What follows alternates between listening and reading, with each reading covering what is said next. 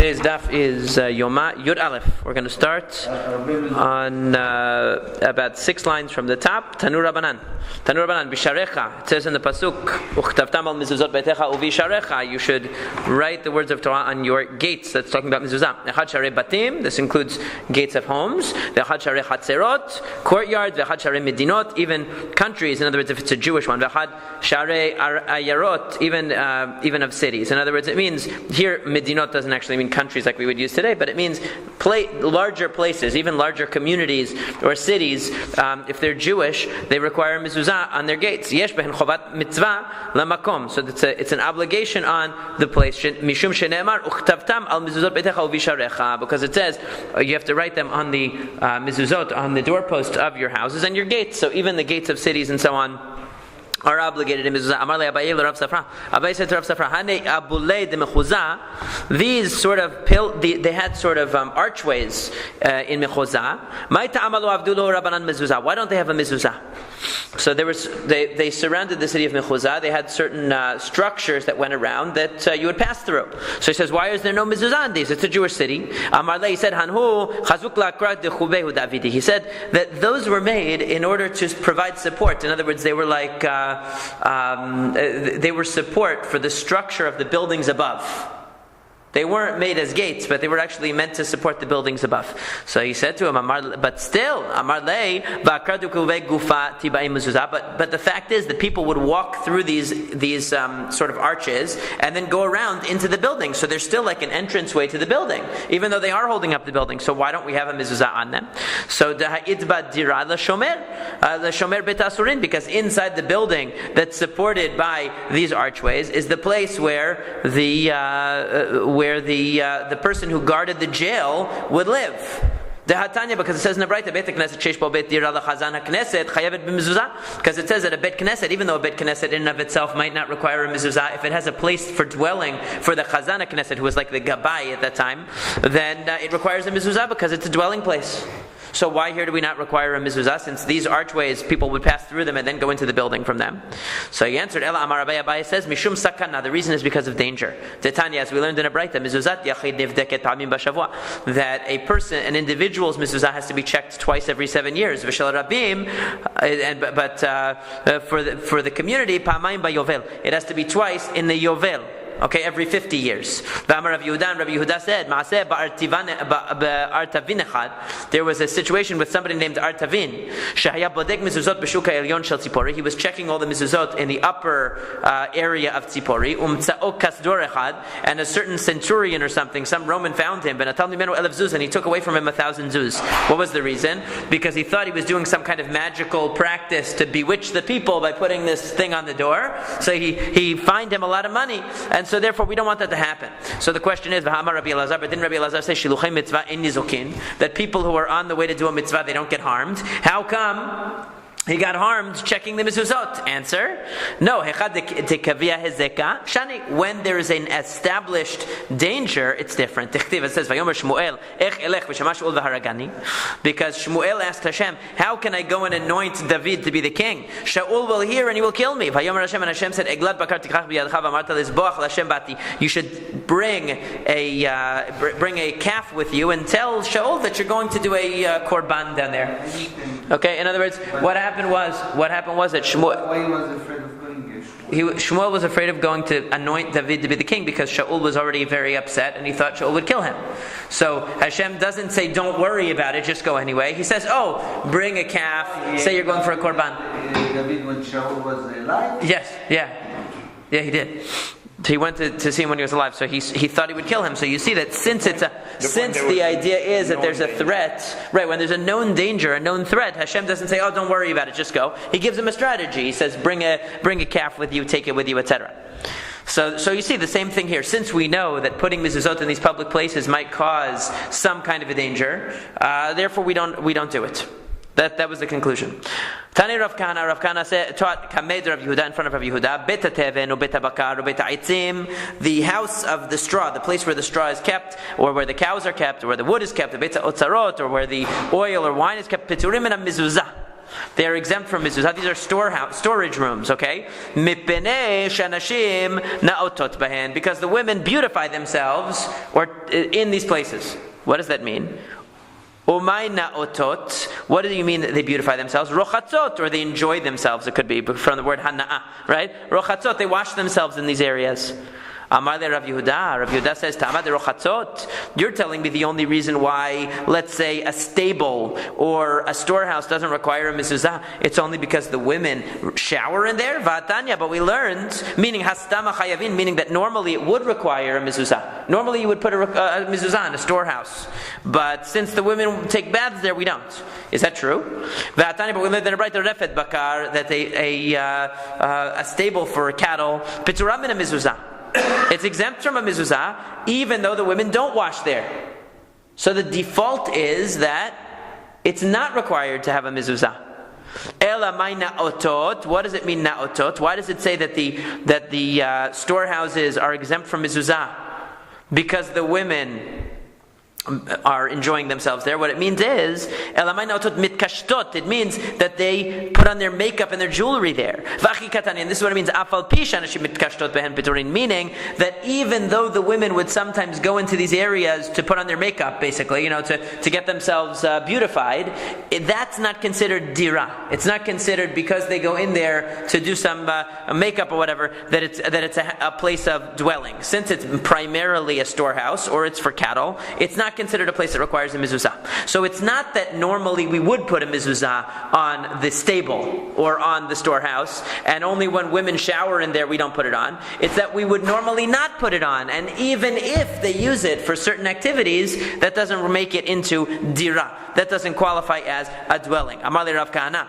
Rav Kahana said to him, are you telling me that the fact that women put on makeup in this, or they put on their jewelry in these rooms, it's exempt? But it says, but it says that the stable of cattle is exempt from mezuzah. But if women beautify themselves in the refet habakar, if they go into the stable in order to put on their jewelry, then it would be obligated in mezuzah. What are you going to have to say? You're going to have to tell me that it's a machloket tanaim. There are two different opinions. One opinion says that if women are beautifying themselves in the stable, that it's required to have a mezuzah, and one is saying that no, it isn't required. Okay, I will say that also the question of whether a regular stable requires mezuzah or not, even without any human activities going on, is also a machloket.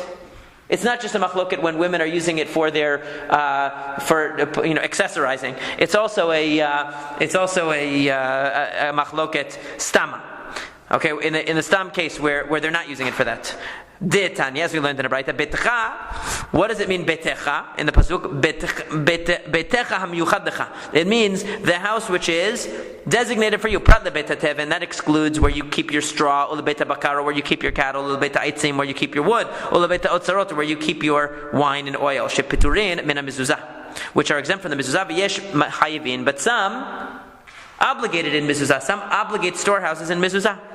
Be'emet amru, in truth they said, beta kisei beta burski ubeta merchatz ubeta tevila, that the bathroom, they said in truth that the bathroom, the place where they tan hides, the place where they shower, the place where they go to the mikveh, ve'anashim naotot behen, and the place where the women enjoy themselves, piturin min hamizuzah, they are exempt from the mezuzah. Okay, so what does this mean? Rav Kahana mitaretz ta'ameh. Rav Kahana will interpret this according to his reasoning. Rav Yehuda mitaretz ta'ameh, and Rav Yehuda will interpret it according to his reasoning. Let's see how they're going to do it. Rav Kahana mitaretz ta'ameh. Rav Kahana will interpret it the following way: Beitecha miyuchad lecha. That what does it mean when it says beitecha? It means the house that is for you. Prat lebeita tevan lebeita bakar lebeita aitzim lebeita otzrot shepturim min hamizuzah. That this comes to exclude storehouses of various kinds that are exempt from the mezuzah. Bistam. That's something else. We're not up to that yet, right? Bistam. In other words, he interprets this braita as saying, when is it exempt from mezuzah? Bistam, when there's no human activity going on in there. V'yesh shemechayivim bistam, and some require mezuzah bistam, meaning when you have a storehouse, stam, that there's no human activity going on in there. Be'emet amru, and in truth they said beta kisei beta borski beta merchatz beta tevila v'shanashim naotot behen, and then it gives a list of the places we don't put a mezuzah: the bathroom, the place where we tan hides, the place where we shower, the mikveh. V'shanashim naotot behen, and the place where the women enjoy themselves. So my naotot rochatzot. And what does it mean where the women enjoy themselves? It means where they take baths. Piturin min hamezuzah. Okay? These places are exempt from the mezuzah. So it's giving you a list of the places that are exempt. So according to this version of the Braita, it's a machloket. One side says that if you have a storehouse or a stable for cattle or whatever it is, it's obligated in mezuzah. One says it's patur. And then there's a whole different category of places where people are undressed or doing activities that are bizayon, that are activities that would be a disgrace to the mezuzah. Then we definitely don't. Right? We definitely don't. It's the same. You don't have to say asur. Nobody's going to do it if they don't have. But the point is that there's a machloket with regard to the first group, the first category, the category where it is a storehouse but there's no human activity, and with regard to where the human activity going on is bizayon, right? It's something that would be disgraceful. There we definitely don't do it. So then the Gemara asks, according to this, but still, then you have two cases that mean the same thing, because you have merchatz, you have the place where the shower takes place, and you also have where the nashim are naotot behen, and you're telling me that means where the women bathe. So that's really the same thing. Ashma'in and merchatz rabim, ashma'in and merchatz diyachid. It's coming to tell you both public bathhouses and individual bathhouses. Because you might have thought as follows: merchatz rabim the nafish zoamei, aval merchatz diyachid lo nafish zoamei, ema lichayev b'mezuzah. You might have thought a public bathhouse, which is has a lot of disgustingness, right? Because there's a lot of use. Maybe over there we don't have a mezuzah, but maybe your private, if you have a private jacuzzi, right? A room going into your private jacuzzi, you would have a mezuzah. So therefore it comes to tell you, kamash malan, that there is no mezuzah there as well. Okay? So that's how Rav Kahana works it out. Rav Kahana says the machloket tanaim is where you have a regular refet habakar, a regular stable, or a regular storehouse, okay, that there's a machloket, and where there's a minhag bizayon, where there's activities that are disgraceful activities, everybody agrees that there's no mezuzah there. Yeah, however, but there's still Rav Yehuda is going to learn it differently. Hold on. For Rav Yehuda, this is how Rav Yehuda is going to read the Braita. This is what it means. Beitecha, when it says beitecha, beitecha hamiyuchad lecha, it means a place which is designated for you. Again, he says, this comes to exclude storehouses of straw, cattle, wood, wine and oil, etc., that are exempt from the mezuzah, afilo mitkashitot, even if they are used also for human activity, like even if the women use it as a place to put on their jewelry. Veyesh mechayevin b'mitkashitot, and there are some who require a mezuzah when it's used for human activity. Aval stam divrei hakol patur. In other words, this is the machloket between Rav Yehuda and Rav Kahana. Rav Kahana says there's an opinion that says that even without any human activity you require a mezuzah. There's an opinion that says that you don't. Rav Yehuda says no. Everyone agrees that it must be used for some human activity. The machloket is the fact that women sometimes use it to put on their jewelry enough. But everyone would agree if they never use it for that it doesn't require a mezuzah, according to Rav Yehuda's reading. Okay? Be'emet amru, in truth they said, Beta kisei o beta borski o beta merchatz o beta tevila afu b'shanashim mitkashetot ben piturin. And when it comes to the bathroom and the tannery and the place where they take showers and the place where they go to the mikveh, even though the women mitkashetot bahen, even though the women put on jewelry there or they put on makeup there, it's exempt min hamezuzah mishum denafish zoameh, because it's a dirty place. Okay, so that's basically the machloket. The machloket is like this: are there only two categories? In other words, according to Rav Kahana, there are places that are disgraceful, and there are places that are not used for human activity. Places that are not used for human activity, it's a machloket. Places that are used for disgraceful activity, everybody agrees you don't have a mezuzah. Rav Yehuda says there are three categories. There are places that are not used for any human activity. That everyone agrees is exempt also. There are places where they're used incidentally for human activity. That's where there's a machloket. And then there are places where there are disgraceful activities going on, and there everyone agrees again. Yes, but the one thing they don't establish is what constitutes disgraceful. Well, they give a list: bathroom, showers, places where you're unclothed. What's disgraceful activity? Meaning unclothed activity, where you're not going to be dressed. So we assume, Right, could we be. assume Nashim beautifying themselves. With clothes on. It's with clothes. Right, with clothes on, right. So, Rav Yehuda stama divrei kol patur. Now, according to Rav Yehuda, if there are no human activities going on in this stable or in the storehouse, according to him, everyone agrees there's no mezuzah. But we learned in the Braita Bisharecha, it says Bisharecha echad sharei batim ve'echad sharei chatzerot. That includes the gates of houses, gates of courtyards, ve'echad sharei medinot, gates of communities, ve'echad sharei ayarot, of cities, ve'refed ve'lulin u'matben ve'otzrot yayin ve'otzrot shemen. Chayavin b'mzuzah, and that includes the stable and the chicken house and the place where you store straw and the place where you store wine and oil. Chayavin b'mzuzah. And it's talking about even when women don't use them. In other words, stama, it is that way. Their point being, there's no human activity. There's no human activity, and it's still included. Maybe I'll come to include even the bet sha'ar. The bet sha'ar is a small house, it looks like, a small room that people would cut through there to get into the courtyard. So it wasn't a place of dwelling, it was just a passageway that looked like a little house. Achsadra, this was the open kind of portico that was in front of the homes, right? That would be in front of the homes. Or mirpeset, we know what a mirpeset is, the kind of outside area that that went along the where you would have the houses, and you would have this kind of, on the second level you would have an area that people would walk from apartment to apartment on this little area. It's called the mirpeset. So, but these are places where people do not live. So Talmud lomar bayit, ma bayit miyuchad ledira, yatzu elu shem miyuchadin ledira. That these are that the pasuk says bayit to tell you it has to be a place that's lived in, that's part of a dwelling. Okay, it can't be a place that's not for any kind of dwelling that you just pass through from place to place. Maybe I should include the bathroom, the tannery. The tannery, by the way, doesn't have a mezuzah because it smells so bad. It smells like a bathroom. Or the place where people shower. The mikveh tamud amar bayit. Ma bayit asui lechavod. Afkol asui lechavod. Yatzu elu she'en asuyin lechavod. That the bayit means something which is done for kavod. In other words, for respectable activities. But these activities are not respectable. Therefore, they are excluded.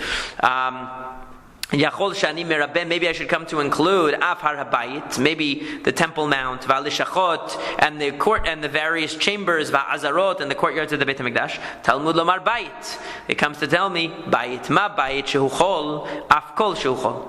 Just like your house means your private house, your personal house, your mundane house, so too it always means your mundane places, but places that are holy. Yatzu'ul elu shen kodesh. This is to exclude the Beit HaMikdash. Tiyuvta. And this is a definitive refutation of Rabbi Yehuda, because Rabbi Yehuda said that, Rav Yehuda had said that a storehouse would never require a mezuzah. It's not considered a living quarters because you don't live in it. Right? So, however, they refuted it, because you see in this Braita that even though they're excluding several places that you don't live in, like the Achsadra, the Mirpeset, and all that, still it says clearly that the stables and the chicken coop, they require a mezuzah. Okay, so therefore that's a refutation of Rav Yehuda, and in fact there is at least one opinion that holds that the stable and the storehouse, even without human activity, require a mezuzah. That's halacha. And there's a machloket. I think it's brought down as a machloket in halacha in the end, actually. Yeah. Tane Rav Shmuel bar Yehuda kamed Rava. Rav Shmuel bar Yehuda taught in front of Rava. Shisha she'arim piturin min mezuzah. There are 6 gates that are exempt from mezuzah. Beta teven. One is the gate that leads into where you store the straw. Ubeta bakar, the one that leads into where the cattle are. Ubeta aitzim, the one that leads to where you store wood. Ubeta otzarot, the one that leads into where you store wine and oil. The shar hamadai, the median gate. We're going to see what that means in a second. V'sha'ar she'eno mikora, and also a gate that doesn't have a roof. In other words, it's just a gate that you walk into an open space, like a fence around like a fence, but there's no roof. V'sha'ar she'eno gavoa yud, and a gate that is not 10 tefachim high. Amar le patachta b'shisha v'silakta b'shiv'a.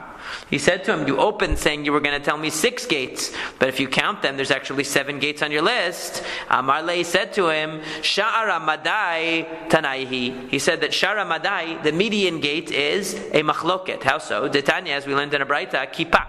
if you have a kippah, this doesn't mean a kippah on your head. Kippah is a rounded kind of a doorway. Now, the problem with this doorway is that the doorway at the bottom meets the specifications of a door, meaning that it's 4 tefachim wide. We learned that, right? Yeah, we learned this before. This is where it has to be at least 4 tefachim wide, and it has to be 10 tefachim tall. Now, what if it starts at 4 tefachim wide and 10 tefachim, and it goes up to 10 tefachim tall, but somewhere in the middle it narrows out, so that it narrows out to the point that towards the top it's no longer wide enough that it would qualify as a door. Okay, so as you could see the picture on the side. So so he says like this, that Rabbi Meir mechayev b'mezuzah v'chachamim poterin, that Rabbi Meir requires a mezuzah and the chachamim do not. V'shavin she'im yesh b'ragla asara shechayevet b'mezuzah. If it reaches 10 tefachim, in other words, if the height of the doorway is 10 tefachim and it's still wide enough for tefachim, then it would require a mezuzah, even if after that it narrows to much thinner. The question is going to be, as we're going to see, a specific case. So everyone agrees in that case. Amar Abaye says, "Dekule alma givoha yud ve'en beragla gimel ve'lav kilomi." If it's 10 tefachim high, but within 3 tefachim of the ground, it's already so thin, it's so narrow, that it wouldn't qualify as a doorway, it's less than 4 tefachim wide, then definitely it wouldn't require a mezuzah. V'lav klumi. Inami yesh beragla gimel ve'eno gavoa yud v'lav klumi. And similarly, if less than 3 tefachim from the ground, it narrows. It's still wide. In other words, it's still wide, but it goes higher than 3 tefachim from the ground, wide enough, but it doesn't go 10 tefachim in height at all. It never reaches 10 tefachim. Everybody also agrees there that it wouldn't require mezuzah. Lo nechleku ela begavoy yud v'yesh beragla gimel ve'en berokba dalet v'yesh ba lachuk lahashlima la'arba'a. Rabbi Meir savar chokekin lahashlim v'Rabbanan savrei ein chokekin lahashlim. So let's just explain what this means. It's like this: that it starts out, let's say, at the bottom, okay, wide enough to require a mezuzah. Let's say 4 tefachim, wide enough to require mezuzah. It goes up past 3 tefachim. At the 4 tefachim height, it starts to narrow to less than 4 tefachim wide, and it continues to narrow till it reaches a point at the top. Rabbi Meir says, since at the bottom up to 3 tefachim, it had the right width of 4 tefachim, we just consider the whole thing like it was carved out to the right dimensions. Since it reaches 10 tefachim at top, and at the bottom the first 3 tefachim are the right width, so we just extend that width as if it goes all the way up, and we make it a rectangle, and we're okay. According to the Chachamim, no. It has to get all the way up to 10 tefachim at the right width. If it doesn't get all the way up to 10 tefachim at the right width, then it's no good. So that was the machloket. That's the shar hamadai. That's the median gate. That was the way that they made their doorways in media. Okay, with this type of curved doorway that becomes thinner as it goes up. So that's why they had that machloket about that. So according to Rabbi Meir, you will need a mezuzah. According to the Chachamim, you would not need a mezuzah in that case. Okay, so now, next piece, Tanu Rabbanan, the rabbis taught, Bet HaKnesset u Bet HaIsha u Bet HaShutafin, Chayevet b'mezuzah. The Bet Knesset, the house of a woman, and a house owned by more than one person, is obligated in a mezuzah. Pshita, this should be obvious. Ma'udetema. What would you think? Betecha velo beta. Why would you think a woman would not require a mezuzah on her door? Because it says Betecha, right? Betecha. It says your house. That's male. Maybe not her house. Betecha velo batehem, and it says your house and not batehem, their house. In other words, a house owned by partners or a house owned by the community wouldn't require a mezuzah, you might think. So the Gemara says, so kamash malan, so therefore it comes to teach you that you do require a mezuzah. But ve'ema hachinami, how do you know that you're obligated in? You're telling me what I would have thought. Oh, that betecha excludes a woman's house and excludes multiple ownership. How do you know that's not true? You're just telling me it's not true. But where do you learn it's not true? Because Amar Kra, the pasuk says, "Leman yirbu yimechem v'mevnechem." It says so that your days will be lengthened and the days of your children will be lengthened. Hane ba'u chayeh v'hane lo ba'u chayeh. Since the purpose of a mezuzah, it says right after Uchtavtam al mezuzot betecha v'sharecha leman yirbu yimechem v'mevnechem. Right after it says to put a mezuzah, it says that your day is going to be long. You're going to have long days. You're going to live a long life. Everybody requires a long life. A man requires it. A woman requires it. Communities require it. Everybody everybody requires it, so of course it applies to everyone. But if that's the case, ela beitecha lamali, so then why does it say beitecha in the singular male form? Kedirava, because of what Rava says. The Amar Rava says, derech biyatecha. It should be the way of your coming in.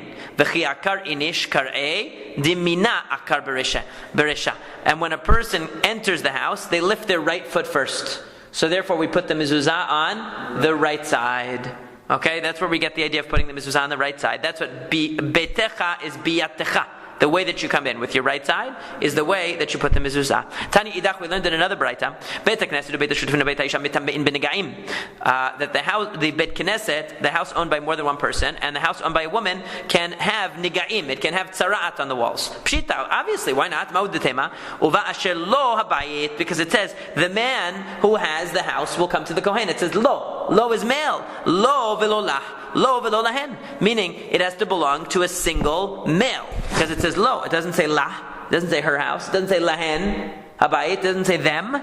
So kamash malan. Therefore, we're coming to tell you that a woman could have nigaim on her house, and more than one person who own a house can have that. Ve'ema hachinami. Maybe you'll say that is true. How do you know that it doesn't mean? How do you know that lo doesn't mean that? Maybe really it's true that only single men can have in other words, only an individual man can have tarat on his walls. Amarkra, because the pasuk says, "Bevet eretz achuzatchem," because it says in the house of the land of your inheritance. In other words, any house in Israel can have tarat. Ella lo lamali. Brought by example. Yeah, they're just bringing a pasuk. How do we know that they do require it? Oh, from Bet Eretz Chuzatchem. But right, it's just an example. Ella lo lamali. So why does it specify uba asher lo habayit? Why does it emphasize the singular male? Mi shemiyahed betolo she'eno rotze lashil kelav ve'omer she'en lo hakadosh she'en lo. That a person who says lo, who says my stuff is mine, shemiyahed betolo, he keeps it for himself. And he doesn't want to lend anything, and he says, I don't have anything. HaKadosh Baruch Hu mefarsemo kishemifaneh et beto. That Hashem is going to make it public when he has to clean out his house. In other words, the person who is very selfish and stingy, didn't want to lend anything, he said, I don't have it. Well, guess what? You're going to have tzarat on your house, and now you're going to have to empty out all of your stuff out of the house so it doesn't become tameh. And what's going to happen? Everyone's going to see, hey, I asked you to borrow a shovel. You said you didn't have a shovel, and now I see it. Okay, so in other words, that's why it says asher lo habayit. The person who says my house is mine, not yours, that's the person who's going to get it, right? So one of the zechuyot you can have, one of the merits you can have that will protect you from tzarat in your house is that you lend your items to other people. Which one of the principles is that? In other words, they're bringing up this proof. Right. Well, the thing is just that it's backwards. In other words, instead of saying the pasuk that women and partners require a mezuzah, as it says, bevet eretz achuzatchem, instead they just said the halacha, a woman and a jointly owned home require a mezuzah or can be subject to negaim. And then the Gemara says, of course, why not? Oh, because of the pasuk lo. Oh, so then why don't we go with that pasuk? What's the refutation of the pasuk? Oh, because of this other pasuk. So it's like backwards. In other words, they're giving you the basis of the halacha after stating the halacha. They stated the halacha, asked what would I have thought otherwise.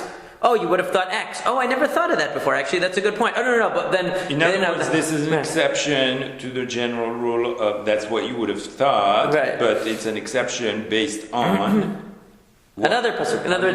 In other words, really, if the Braita had been direct, it would have said a woman's house requires a mezuzah, as it says, "Leman yirbu yemechem v'imei v'nechem," and women also have to do that. Why do you take one stance versus the other? In other words, generally you do this. Why do you do this? Just because there is a pasuk that says. They're trying to explain to you what the tradition was, what they had learned out from the Pesukim, but they just said what the conclusion was. We asked, well, why did they need to have that conclusion? Oh, because you might have misinterpreted another pasuk and thought that a woman wouldn't need a mezuzah.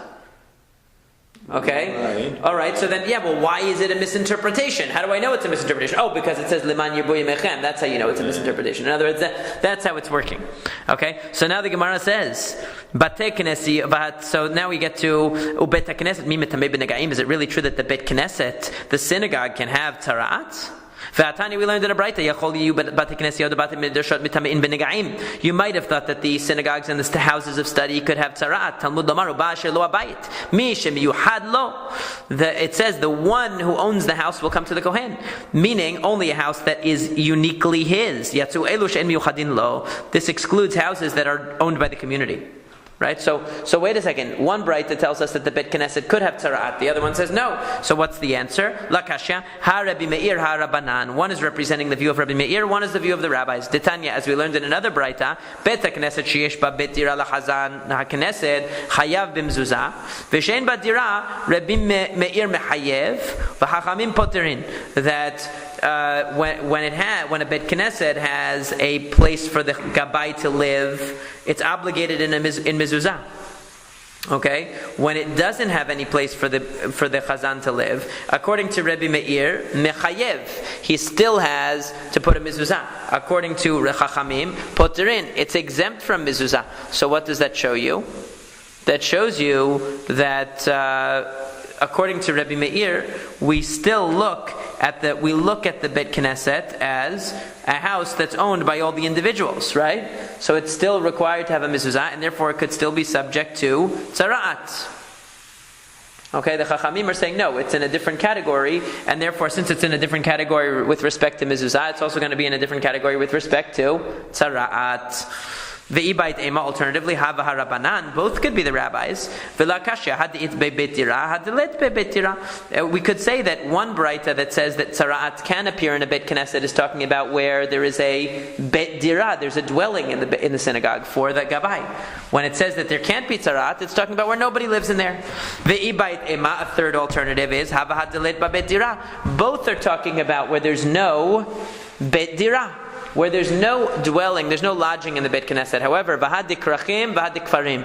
But it depends. One is talking about the big cities, one is talking about the villages. In the big cities, we don't look at the synagogue as belonging to any individual. It belongs to the world. It transcends ownership. Whereas the kfarim, as Rashi says, ba'alav nikarim, we know who the owners are. They would have personal synagogues, right? The nedivim, whoever the people were that had the money, they would set up the synagogue for the community. It belonged to them. So there it's personally owned, and since it's personally owned, it could be subject to tzara'at, as opposed to the synagogues that are communal, that are really universal communal property. They're public property. They don't belong to anybody. Those cannot have negaim.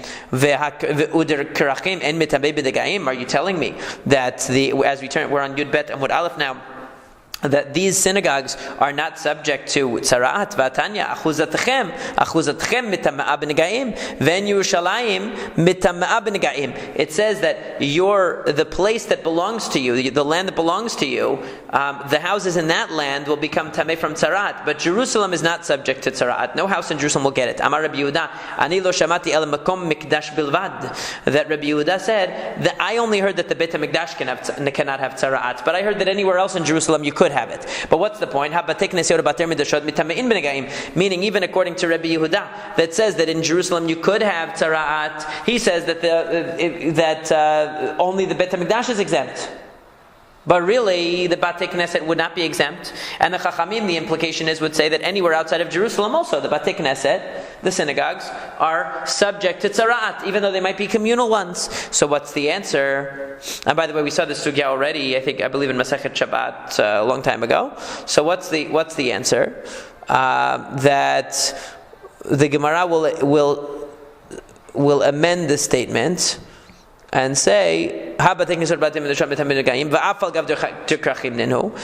seems like even the public Batei Knesset should be able to get tzara'at. Ema amar Rabbi Yehuda, ani lo shamati ela makom mikudash bilvad. That Rabbi Yehuda said, all I heard was makom mikudash, a holy place. In other words, the krachim, any communal holy place is exempt from tzara'at. Not just mikdash, not just the Beit HaMikdash, but any holy place. And so therefore we have a basis from the Mishnah, or that a holy place which is communal should be exempt from tzara'at, and therefore those that belong to the community, genuinely belong to the community, are exempt. Those that belong to individuals who set up a Beit Knesset on their own dime are still subject to tzara'at, and that's the conclusion.